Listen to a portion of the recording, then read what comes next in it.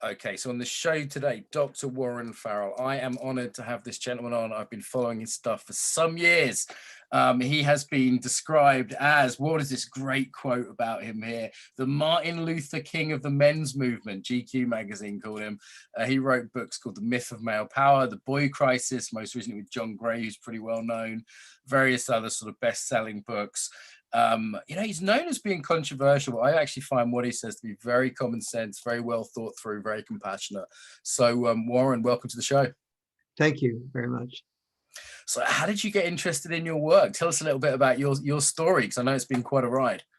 Well, it's been in the 1960s, the women's movement surfaced in the United States, and I was teaching at Rutgers University, and I was so excited about it. My students would say, Warren, you've got to get more involved in this. When you talk about the women's movement, you have fire in your belly. So I was doing my doctoral dissertation at that time, and I persuaded my doctoral dissertation committee to let me change my dissertation to be on the women's movement. And the only reason I was able to change my dissertation is my wife was earning enough money to be able to give me the freedom to be able to sacrifice the few months that I had already spent on a different dissertation topic. And the response of the dissertation committee is, Warren, you have gifts, and you don't want to waste them on a fad like the women's movement. And I said, the women's movement is not going to be a fad. The women's movement is part of an evolutionary shift. Historically speaking, men raised money, women raised children, men killed for the food, and women did their roles, and roles were a result of survival, and survival. Our parents' generation have helped us in the middle and upper middle class not be so preoccupied with survival, and so therefore women are going to want to become more human beings, and it's going to happen for women first, because men are too deeply programmed into having to die in order to be able to serve.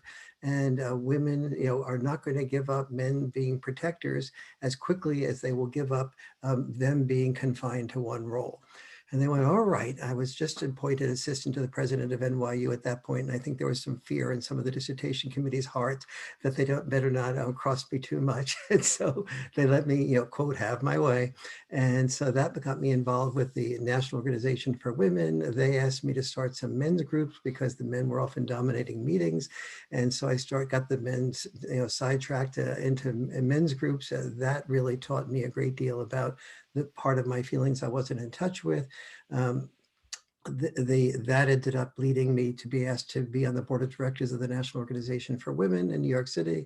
That led to my speaking all around the world on women's issues. And so, but then sorry, Warren, I'm going to jump in. I don't mind. So you were a guy speaking on women's issues. What was that like? Was it like you were the token man in the conference? Was it you had to apologize the whole time? Was it they were welcoming you that you were there? Like, how was that? No, it was wonderful. Absolutely. Some of the best years of my life, Gloria Steinem would get me on shows, and Betty Friedan would talk about, where does the women's movement need to go in the future? And we would, meet at my home and talk about these, the future. I think part of my input with Betty led to The Second Stage, which was a book that's very minimally known compared to the Feminine Mystique, that led to her talking about how the women's movement will plateau if we don't also change men's roles at the same time. That was very much my feeling. I always considered feminism to be part of gender liberation. I always considered myself to be a facilitator of the gender liberation movement, which was liberating both sexes from the rigid roles of the past to more flexible roles for the future. Again, I'm going to jump in just because you're saying a lot of good stuff, and I want to give the audience to digest. Gender liberation is such a different framing than men's work or feminism. Yes. Because it says, hey, we all need liberating here. Yes. That's a whole different frame, isn't it? Right. Because I'm immediately I want to sign up for that. As soon as I hear that, I'm like, great.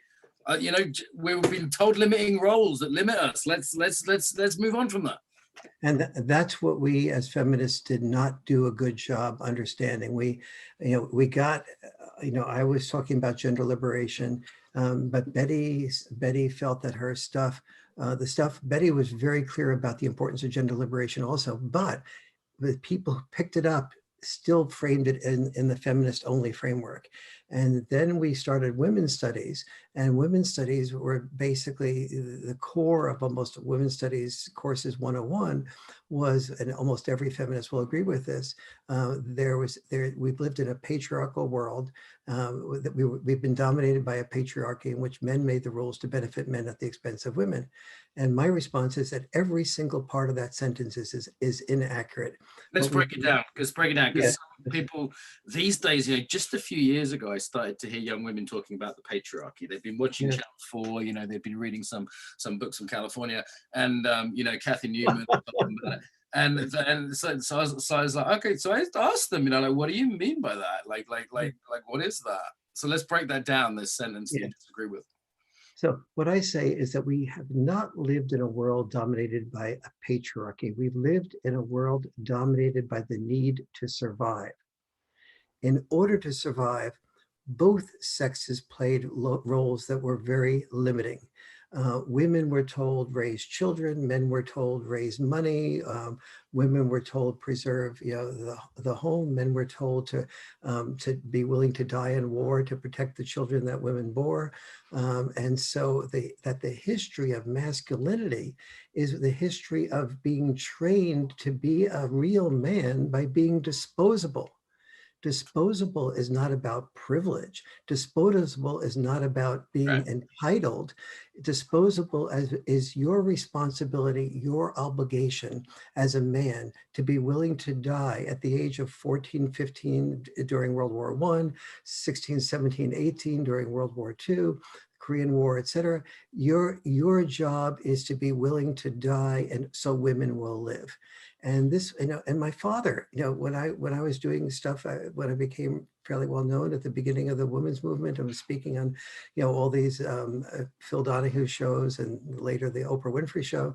You know, my father once didn't speak to me for quite a while, and I said, "Dad, what is this about? You're always talking about yourself." And we spoke, but he was only talking about himself. And I said, "Dad, what's happening here?" And he said, "Well, what do you mean? I want to keep our relationship good." And I said, "Dad, a relationship isn't good without it relating both ways." And he goes, "Well," long pause. And he goes, "Warren, I guess I feel that the work you're doing is ruining the lives of millions of people." And I said, "Well, Dad, thanks for thinking I affect millions of people. But that part aside, why do you think I'm ruining the lives of them?" And he said, "Because you're teaching about psychology. And psychology teaches people to do what they want to do, not what they need to do. A real man doesn't think about what he wants to do, Warren. A real man thinks about his responsibilities, his obligations. And if you're not, and what you're teaching is for people to think about, you know, what do I want to do?" So I thought about that for quite a while. And I eventually got back to my dad and I said, "Dad, I really appreciate what you're saying because you have done all your life. I know a lot of what you felt you needed to do to be responsible. You've sold products you didn't only half believed in order to be able to get me and my sister and brother through college, and you've done these enormous sacrifices like that. And Dad, your generation has allowed us the freedom to not have to be preoccupied with survival. You have freed me and Gail, my sister, and my brother Wayne. You have freed us to be able to explore who we want to be inside. And yes, it's true that I'm not going to earn as much money as I would if I took my math skills that are part of my inheritance and I used those types of things on Wall Street and you know, climbed some corporate ladder. But Dad, you have freed me to be fulfilled and to do things that I feel add to the world rather than things that just limit me. So that's what my dad freed me to do. But what we in the feminist movement did was defined money as power and said things like, well, men on average earn more money than women. And we slid that into men earn more money than women for the same work without realizing that men do not earn more money than women for the same work. What is true is that dads earn more money than moms. Because when a dad becomes a dad, he gives up doing things that are fulfilling for the most part, if he's a good dad. So because fulfilling jobs tend to pay less. That's why we call artists starving artists. That's why every Los Angeles actor, most all of them are called waiter. That's why men give up elementary school teaching to become a principal.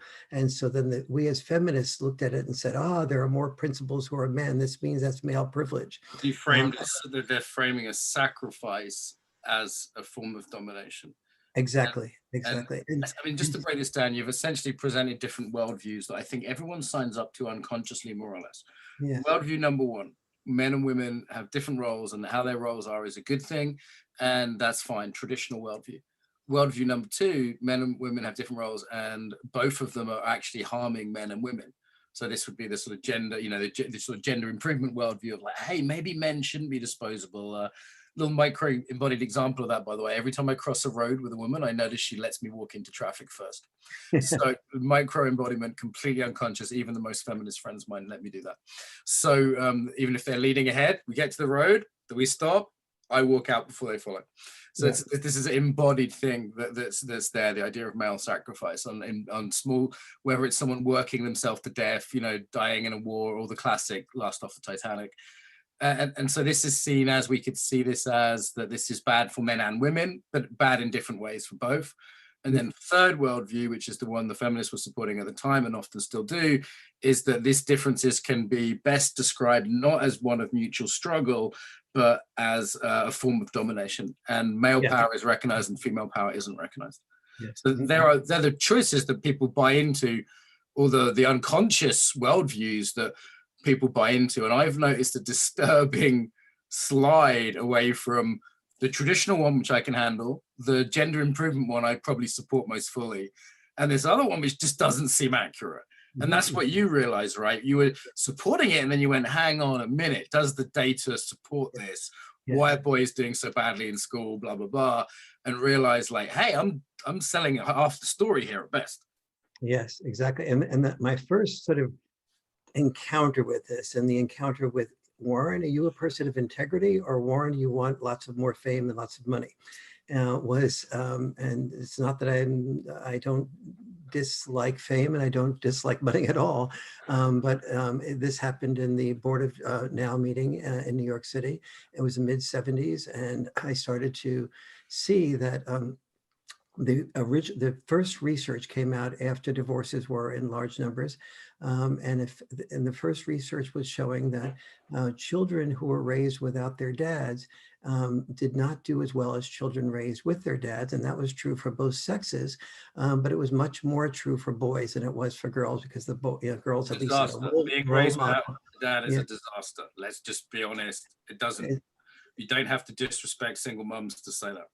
No, actually, let's get back, Mark, later to why not understanding this is leaving single moms in an overwhelmed position.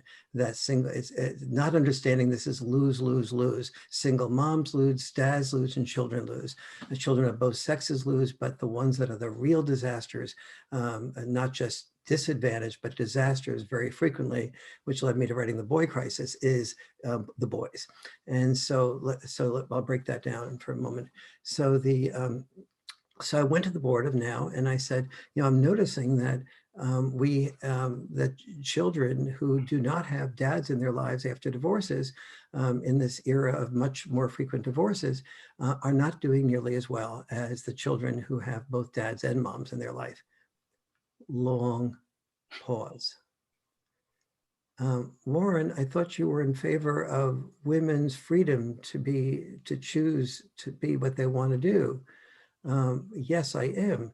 But Warren, we have been looking at equality and talking about equality, but we're getting a lot of email, it was not emails at the time, it was letters from women who are now members saying that they are going to drop their Now membership if we now are supporting, this is the National Organization for Women, we at the National Organization for Women are supporting equal amounts of involvement by father and mother after divorce, because this deprives many women of the right to choose whether they want to have full involvement of the father, partial involvement of the father.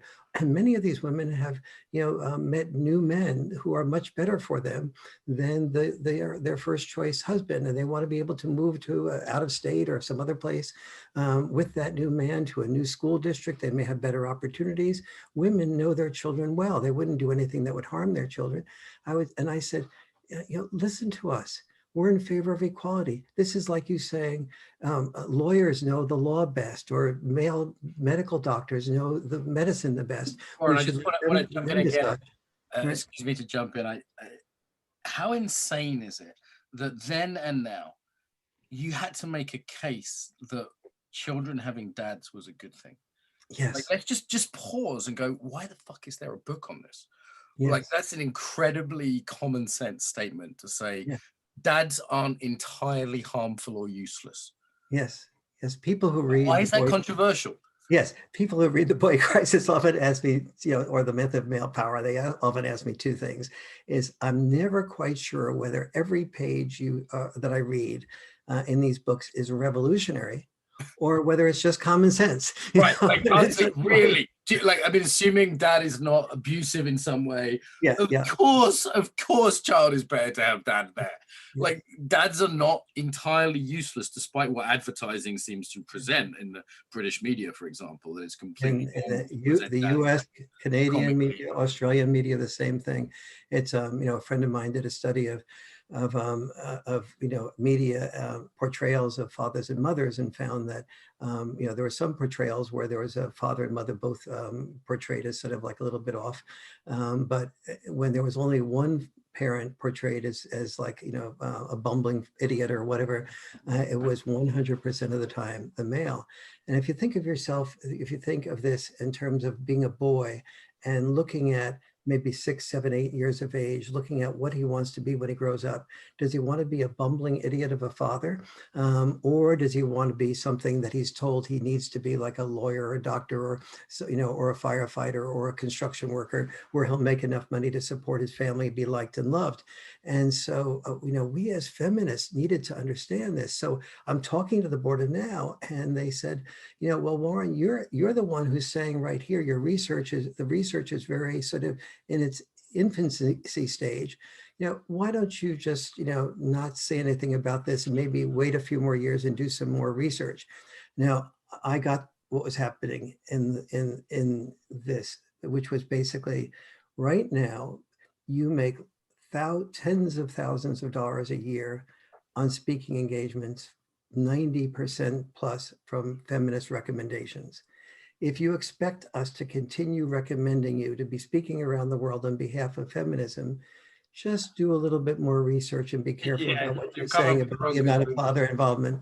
Yes. Warren, it strikes me that your situation then, working in feminism, is the situation of pretty much every man in the Western workplace today. That you're ahead of your time. You're an early adopter of cancel culture.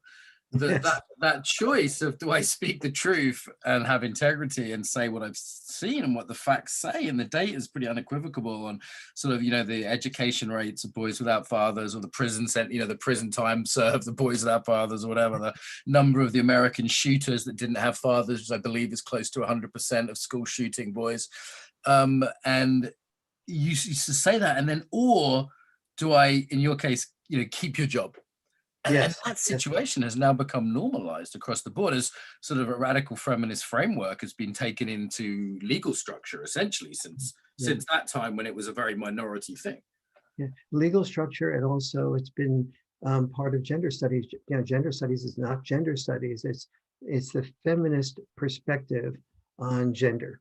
And there should never be gender studies with only one perspective on gender. It should always be female and male. It should always be conservative and liberal. It should always be, trans and LGBTQ. All of these dimensions of gender need to be included. But we in the more liberal end of the spectrum have been happy to include LGBTQ and trans and feminists and women's perspective, but we've overlooked what's happening to our boys. When boys hear, the future is female, imagine your son hearing the future is female, thinking, what is he thinking about his future? Right. The force is female for Star Wars. And when I'm abroad and I see something that says English pub, I know it's not a pub, because if it had pub on it, it doesn't, if it was a real pub, it doesn't need to say the word pub on it. And the same thing when I see something with the word studies on it. I go, if it was a real study, would it have to have the word studies on it? Now I'm being a little bit bitchy here, but let's just say that I've got, I've had a couple of very close friends and one girlfriend that studied gender studies, and they really gave me some good food for thought, some really useful stuff. And I learned perspectives. I never thought about that. I didn't know those facts about violence against women. Thank you so much. If you're out there, Becca, thank you. So useful to learn. But then they only knew one side of things. And I was, for example, she would say to me, the gender pay gap. And I'd say, yeah, but do you know why advertisers portray men so badly? It's because women control most of the spend in a household. That's a marketing fact. That's not something that she'd ever come across. This is basic marketing.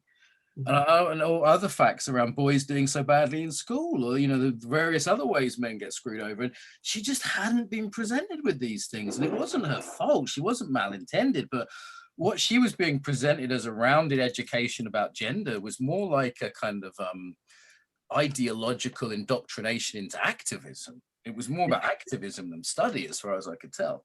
It is, and you're studying that activist perspective, and so what we did as feminists, and I'm sort of acknowledging that I was part of the problem in these years, and until I made the decision to sort of go with integrity as much as possible. I feared that I would lose a fair amount of income. I estimate that I lost somewhere between 10 and 12 million dollars by making the decision that I made over a period of my lifetime. But I'm really okay with it. I've been able to be sustainable, and I've really felt that I've been able to make a contribution that probably I wouldn't have made as just one voice in gender studies. But an example of what the challenge is, you mentioned a minute ago about the gender pay gap. And so if a woman, if I'm doing a dialogue or a debate with a feminist, and she says, men earn $1 for each 76 cents that women earn for the same work. Now she has to say one sentence, and that one sentence, everybody in the audience basically just says, yep, obviously heard that before. Well, so brave, so brave. To respond to that, I had to write an entire book called Why Men Earn More, and looking at the 25 differences between male-female decisions when it comes to workplace versus family. It's not so much that it's sexism against women in that sense, that may be a factor, but there are these other decisions about how long hours people work, the kind of jobs people work, the sacrificing elements we talked about earlier, right? Yes, exactly. And looking at the fact that so for example, when women have never been married and never had children, and you compare them with the same group of men who have never been married and never had children, the women who have never been married and never had children earn 17% more than the men who have been married and never had children. As do gay men. But so is there massive discrimination against heterosexuals because gay men do so well? I don't think so. And many gay men can be very successful in the arts because they don't have to worry about, historically speaking, Michelangelo, a lot of gay men historically that we know throughout history have made enormous contributions in the arts because they didn't have to worry about climbing up some ladder to earn more money to support a family. They could do things that were fulfilling to them because they didn't have to earn a great deal of money to support a family. And so these were just examples of the pay gap differences. And so if you look at some of the differences in the pay gap, men, for example, who are less educated will often earn more than women who are less educated, and sometimes even women who are more educated. So we look at that more carefully, and you realize that men who are less educated are more likely to risk their lives in construction, more likely to risk their lives as firefighters, more likely to risk their lives, and they're 93% of the people who are killed at work.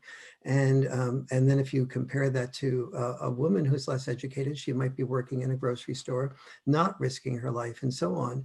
And so there, but if the women move into the risk your life occupations and the same occupation and do it for the equal number of years, then you have a very different story. However, is it just risking, sorry, I'm questioning it. Is it just risking your life, or is it just risk generally? I mean, the embodiment conference I'm doing right now, right? I'm £1 million in. It's £1 million bet, basically, with a good chance of winning, but still £1 million bet. $1 million, sorry. Now, all the women I've spoken to have said, you're crazy. And all the men I've spoken to said, you've got a big pair of balls. Yes. And that's quite a different attitude to financial risk as well, right? Like, in terms of, and also the hours I'm doing 6 days a week, 14 to 15 hours a day. Yes. And I definitely see a gender difference in who's willing to do that. Absolutely. That is a huge gender difference.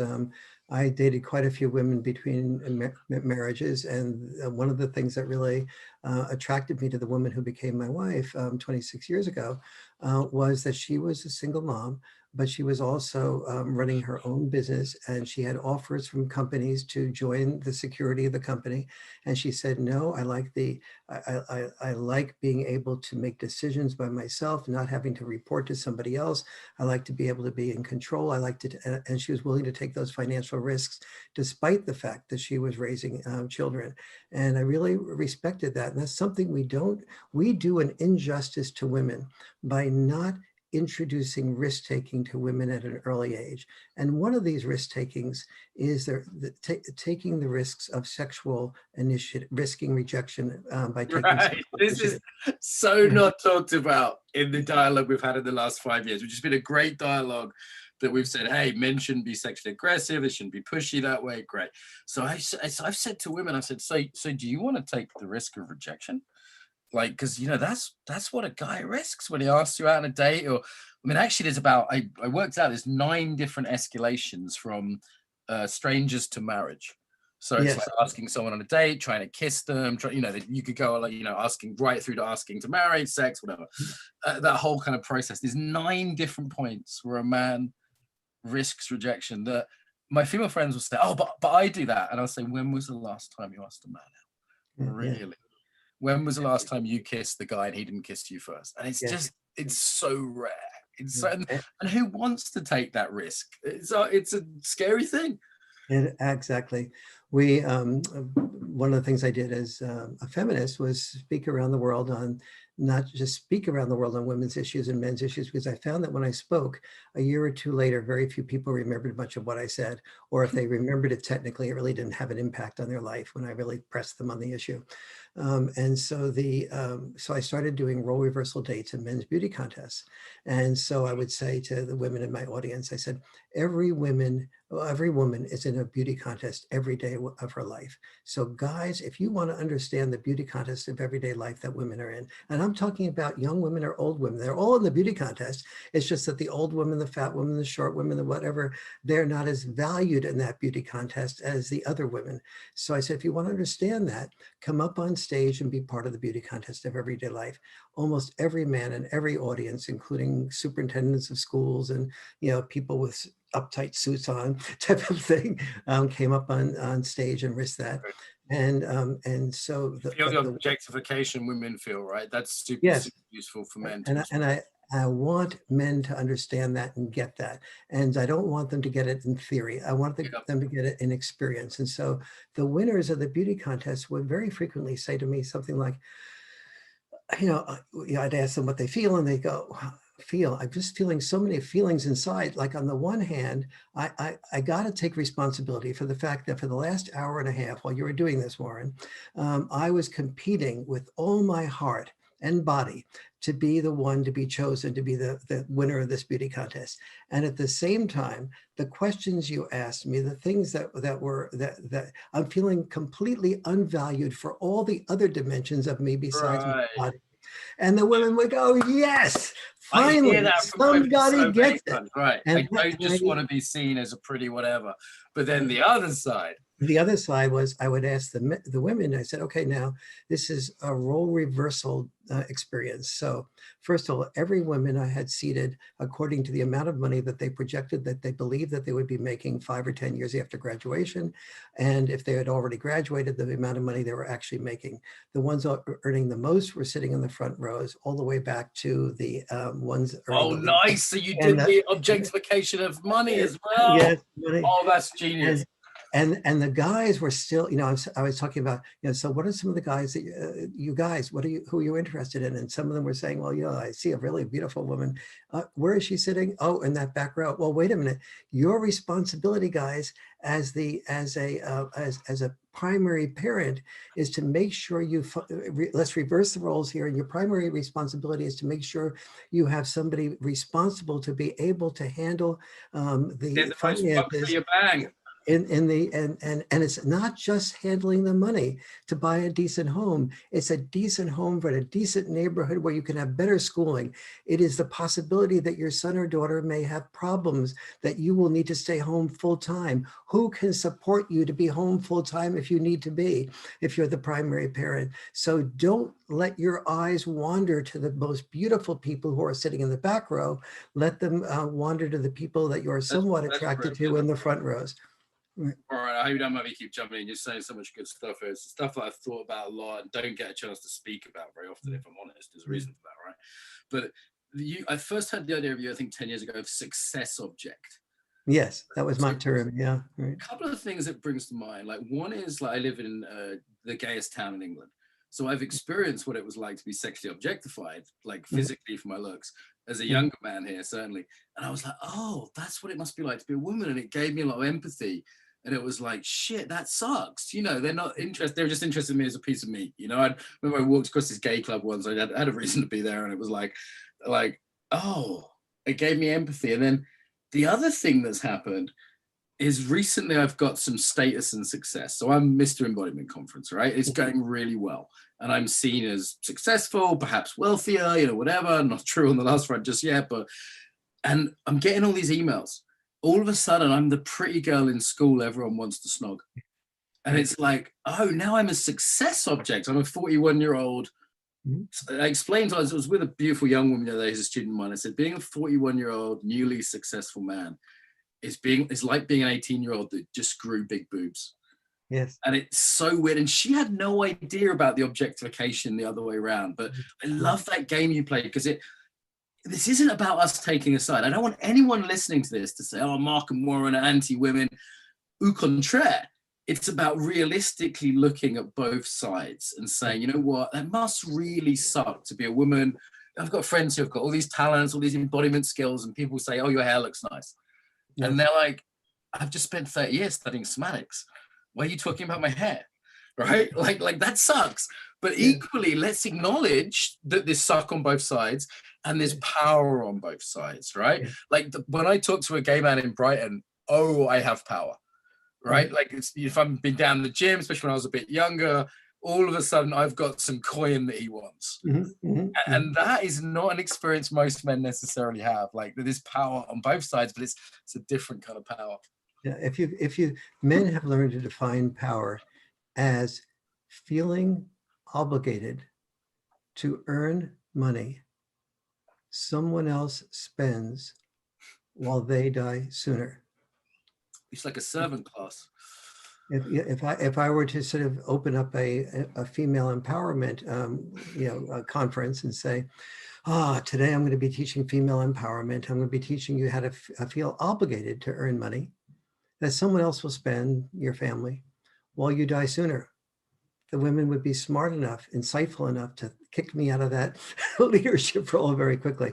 I'll just complete this role reversal date and men's beauty contest thing again. Please do. I'm just getting excited, excuse me. So, no, this is a really great point you were making. And so the women, I said, now the women's job here is to come up and ask out the guy that you are most attracted to. Now that sounds simple, but I'm going to confront you about something, which is when we guys look at the women we're most attracted to, the other side of that coin that we hear is the woman most likely to reject us. So I'm going to ask you to confront that and really step into being a courageous equivalent of a male and go up to the man that you are most attracted to. Now the women are beginning to sweat. So eventually, add to that in the modern context, and you lose your job if they don't like you. Yes. Add another rule, I think, in the modern context. Yeah, so let's actually get to what's happened about this in the workplace in a moment. So, so the women would then eventually come forward, and a certain percentage of them would in fact go after the male that they really were most attracted to. Most of them would acknowledge that they never, despite what I said, that they chickened out and went to 8th, 9th, 10th choice male that they thought would not reject them. But the ones that did go up to the man that they were most attracted to, there was often 10 or 12 women competing for that man. And so the women found themselves doing, and here's what they would say to me afterwards: Warren, every time I have used in my life the word jerk, it's applied, I have to say, to a man. Today, I went up to that guy that I was most attracted to, and I really did what you said. And so, then I said, you know, I want to take you out to such and such a place, which was the nicest place in town for dinner. I barely knew where it was. I hardly remembered the name. And and then when another woman said she could take you out to the same place or do something like that, I came up with the fact that, I'll pick you up in my Porsche, and then I'll give you, I had the greatest flower garden, and I'll pick flowers for you, and did this type of thing. And then when other women came up with equivalent things to compete, she said, what I did is I took this guy by his arm and I pulled him away from the other women. Wow. And she said, if a guy did that to me, I'd be so angry and I'd call him a jerk. In today's terms, you'd call him a sexual harasser or whatever. But she would say, she'd say that. She said, I'm realizing that, that what men, the word jerk that I've always used has come largely as a result of men wanting to minimize the degree to which they were rejected. I didn't want to be rejected. So I said, I made up the fact that I had a Porsche. I said I'd take him to the most expensive place. I was macho. I was, wearing my makeup. Makeup is basically the same for both sexes. Women wear makeup that we call makeup. Men wear makeup, which is, I am Dr. Warren Farrell, author of the best-selling author of I had experienced that. The first time I wrote a book, I was in a conference in Berlin. I was talking to a young woman, flirting a little bit, getting on okay, but nothing really happening. And then someone put my book on the table and said, oh, Mark, can you sign this for me? In front of her. And her eyes lit up and the attitude utterly changed. I was like, and that's the first, I'd literally just written this book. It was like an advanced copy. And I went, oh, that's what I'm, okay. If I have the status, then she's interested. And this was a cool person as well. I'm not this person involved. Yeah, no, a friend of mine, intelligent, kind woman, nothing wrong with them as a human being at all. And it was like, wow, that was pretty obvious at that moment.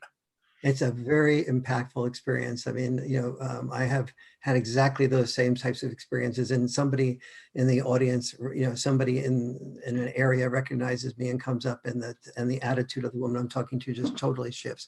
And men see this, and it's part of what drives men to be successful. And all of this served everybody in the long run.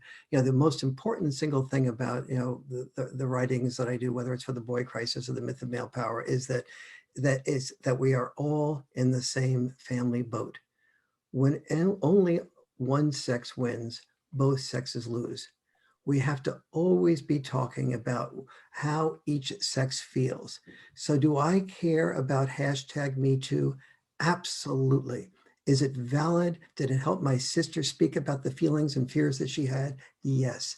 I am so happy about that. But I am not happy about #MeToo being a monologue, because I know that it needs to be a dialogue.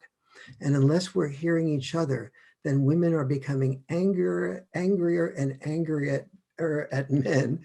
And men who don't speak up and say, we have to also share our experiences, are leading to women feeling justified in their anger because they're expressing their feelings now and no one's saying anything different. We put our heads in the sand and hope the bullets would miss. You know, it used to be a battle of the sexes. Now it's a war in which only one side has shown up, and men put their heads in the sand and hope the bullets would miss. That's not adequate. You may not die from being killed by the bullets by being spotted as a sexual harasser of the week, but you are leaving all men's stories out of the picture and allowing a monologue to dominate and not a dialogue to create better love, understanding, and compassion between the sexes. Warren, what's happened in the last few years? Because you know, like my mum was a, you know, classic sort of 60s feminist, and she's run one of the first women's football teams, and we're very proud that one of my relatives was the first female doctor in Ireland. So this is sort of feminist tradition in my family.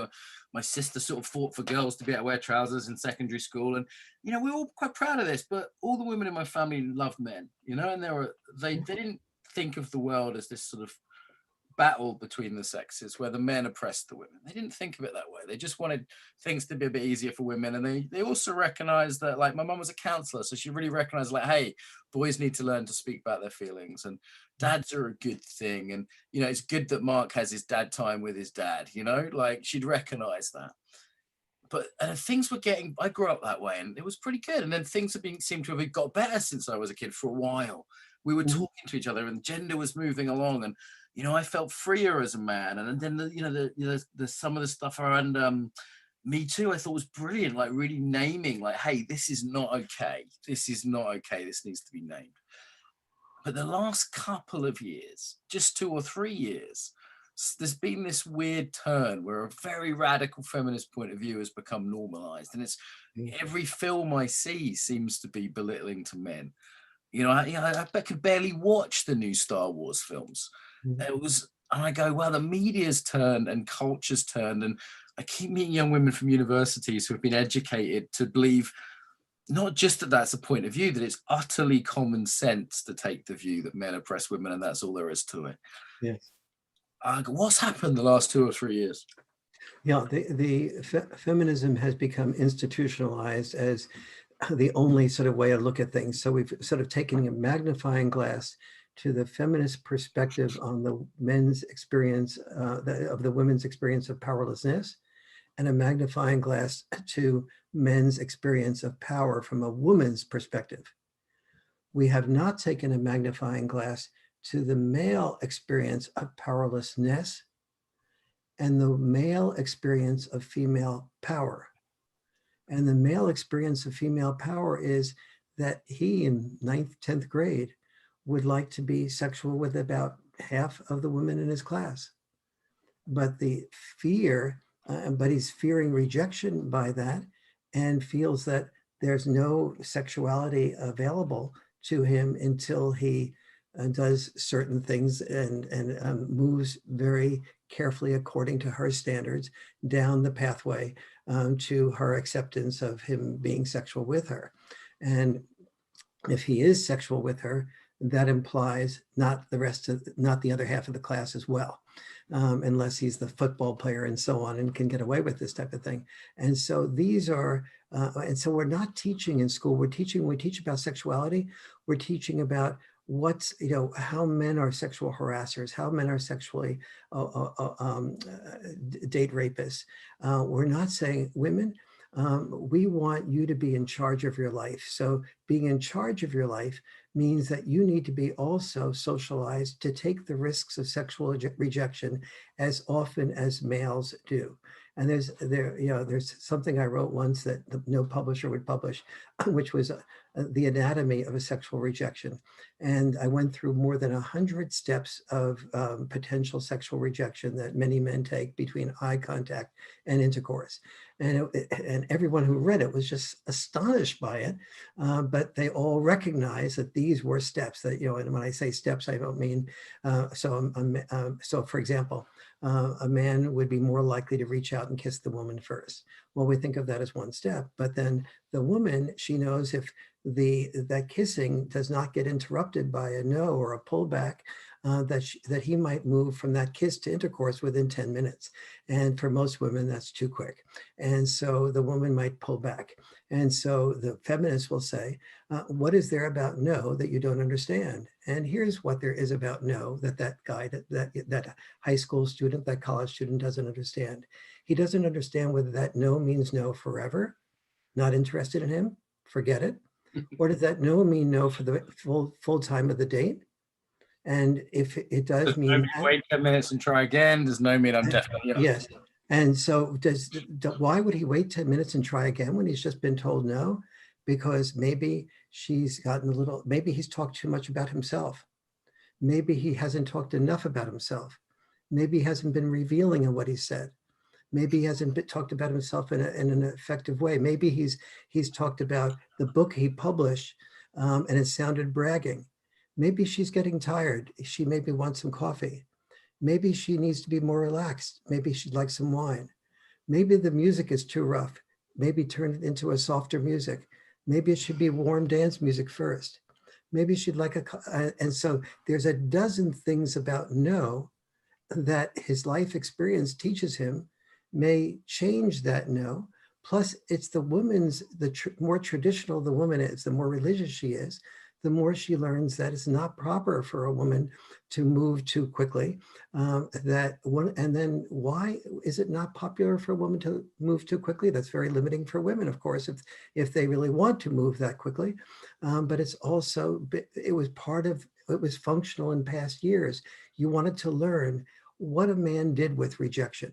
You wanted to reject a man because when you did reject a man, if he did step aside and show you and honor your rejection, but then he came back and tried again, he's much more likely to be a successful salesperson than someone who says, oh, you said no, I'll back off forever. Because do you want to marry a salesperson who at the first no would back off forever?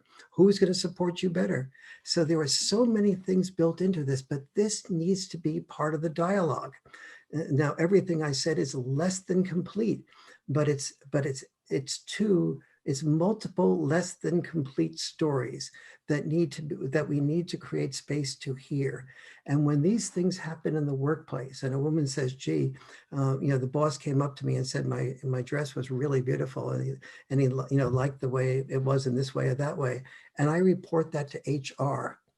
Well, and HR considers firing me or not letting me move to the next promotion because I had a complaint registered against me at HR. This is fine for the woman to express that, but shouldn't we be saying to the woman, when you feel this way, tell the man this.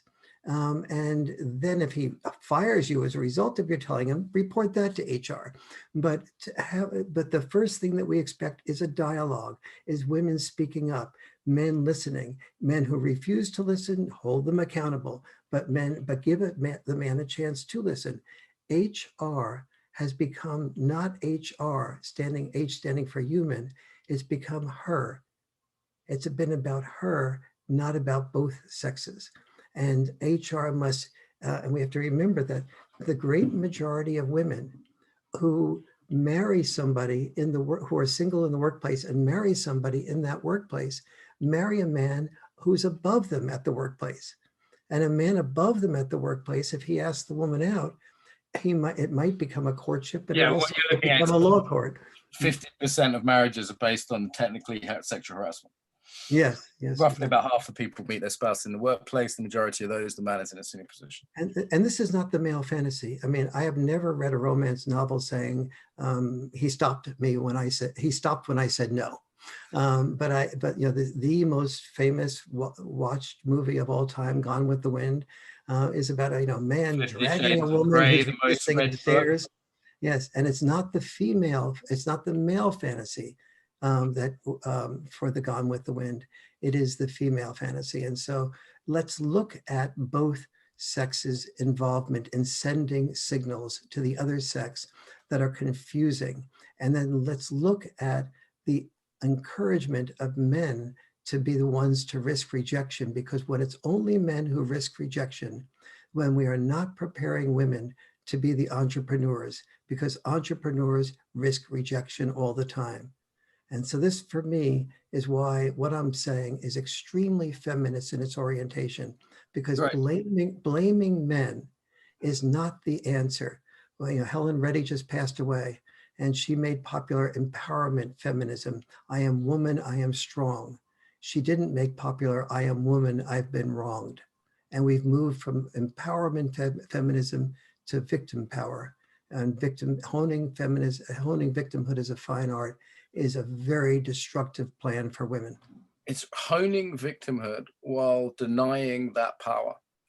Like, I understand in mythology, and mythology has all these stories of, I was just watching the Arthur Excalibur. It's a film I used to watch with my dad. I think it was great dadding that he made me watch that film. I'm reviewing it as a leader now. And in this, we have Guinevere, who's the sort of innocent but accidentally causes trouble, through her sexuality, not her fault, but, gets it on with Lancelot, breaks the kingdom in two, basically. And then we have Morgana, who's the sort of, and Uther Pendragon starts a whole load of trouble at the beginning with some woman dancing and him falling in love with her. And it's throughout this mythology, there are examples of sort of strong, wonderful women, but also the dangerous feminine. Yes. And any mythology, the Bible has this, Samson and Delilah. Like, this mythology is warning us to say, hey, this isn't all women all the time, any more than violence, physical violence is all men all the time. But we have a warning in mythology about male violence. We have a warning in mythology about female violence. And yet somehow it's not only denied, but the denial of it itself is weaponized. Yes, absolutely. And what you're saying is so important, because we have managed to do this cognitive dissonance of, women having an enormous amount of power that is not acknowledged, even when it's being exercised. And, it's hard for women to understand this. Women are who they are, and being beautiful is sometimes for a woman the type of experience that I was talking about in the men's beauty contest, only being valued for your beauty. And so it's difficult to look beyond that, to think about, how does a male feel the amount of rejection, fear of rejection that men experience in the process of asking out a beautiful woman? No woman understands the degree to which men are affected and controlled by women's beauty power any more than any man understands what it's like to birth a child. There's a gay commentator I know, and he says, I look at you straight men and they send you insane. And he also says, you pay so much higher price for sex than we do. Yes. And he says, as a gay man, sex is fairly freely available. Yes. Because there's a sexual economics, isn't there, of, sperm is cheap, pregnancy is expensive, and the knock-on effect of that throughout culture. And he says, they make you crazy and they make you pay whatever they want. And he says, as a gay man, I feel so free not to have to pay that price of sanity or money. Yes. And it's very interesting. He was almost talking to me like he was sorry for me. As a friend of mine, like, wow, they make you nuts. He was like, I just get laid. It's no big deal for me. Yes. And I was kind of jealous of him, but I found out how easy it was for him. Yeah, and that's part of the reason why there's been such historical discrimination against gays, because if you look in the Bible, if you look at any historical type of literature, the Bible was basically saying it was, if you couldn't have sex without paying for that sex with creating a lifetime of security. Therefore, if you were attracted to a gay man, that was an hour of sex equals an hour of sex. If you're a male and you have sex with a woman, that hour of sex was supposed to be associated with a lifetime commitment of economic responsibility to her and all the children the two of you produce together. And so, which is a better deal? An hour of sex equals an hour of sex, or an hour of sex equals a lifetime of responsibility? It's still a heavy price. I mean, the richest woman in America, the source of wealth for her is divorce. Yeah. Oh, yes. Literally the richest. Not in Britain, because we have the Queen, but literally is Jeff Bezos' ex-wife, richest woman in America, and on the rich list, source of wealth, divorce. Yes, absolutely. And so all these things are the things that men have experienced inside of them, but they're afraid to say, because if we say it, it will look like we're complainers and we're whiners.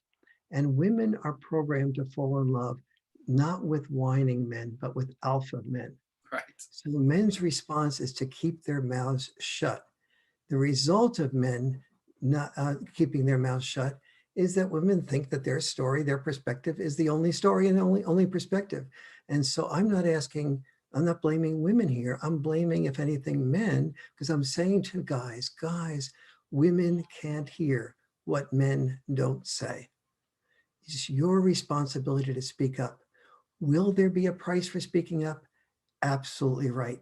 $10 to $12 million was the price that I paid for speaking up. And you'll pay a price also for speaking up.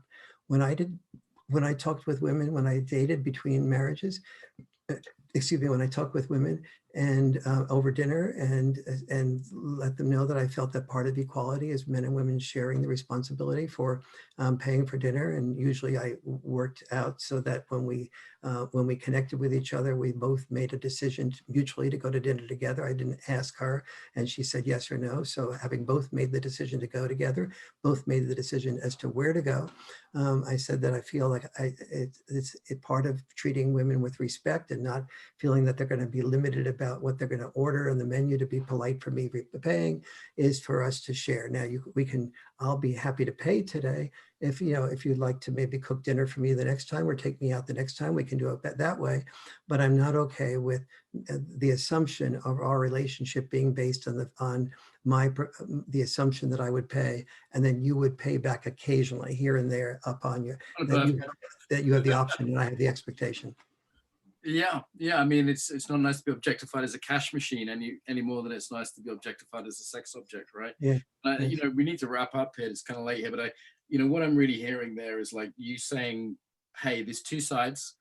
We need to listen to both sides. We need to acknowledge the way in which traditional gender roles hurt men as well as hurt women. And we need dialogue and we need a conversation, because without a conversation, it's just one group shouting at each other. And, the current situation, I think, is a real problem. And I know I'm going to get a huge amount of stick for publishing this. I know that, even though everything you've said is factual, and I also hear it as compassionate.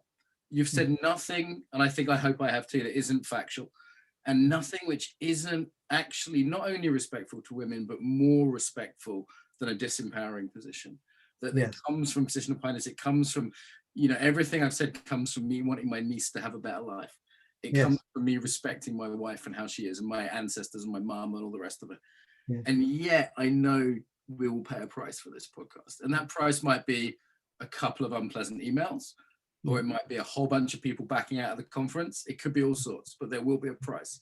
Yeah. And when there's a price to be paid for saying things that are true and kind, there's a problem. Yes, and one of the things I have found, and I just spoke with a large feminist conference, and the moderator was fearful of exactly that. And he said that even some of the radical feminists said, this is really just a perspective I haven't heard. And I hope that women understand that when we say things that aren't easy to hear, that is a sign of respecting you. When we back off from saying things that we feel inside, that's a sign of condescension. That's certainly the massive point of view I have with other men, for example. If I feel like someone can't handle something, I won't say it, but that's a disrespect for them. Absolutely. You're basically not respecting them. It's been Warren, we need to wrap this up. Where can people find you online? Where do they go? They can look at The Boy Crisis and some of these other books you mentioned, or where do they go? Yeah, I recommend more than anything else, I guess, The Boy Crisis, and to go to Amazon. It has on sale. If you're a guy or a woman and you commute a lot, the book is, I'm getting exceptional response to the Audible version of the book, where I read it the whole thing myself, except for the part that John Gray read. And so I think the Audible version or the print version, it's available in ebook, Kindle, etc. So probably Amazon. But if you have money, support your local bookstore and get it through a place that can help you support that cause. Warren, this is a pleasure and an honor. I actually jumped in way more than I normally do. I wanted more a dialogue, and I guess I was just excited as well, because it's rare to find someone that I can speak with these ideas about, because I came to a lot of these conclusions myself, and I tried to explain them, and people would get upset or they get confused, and it's just been wonderful to be able to have the conversation out loud as much as anything. Well, thank you. And I felt very much that you created wonderful synergy, and just you asked good questions, you listened, and you dialogued and pitched in, and I think it made it all the better. So I'm looking very forward to doing the conference itself. Thank you, sir. Thank you.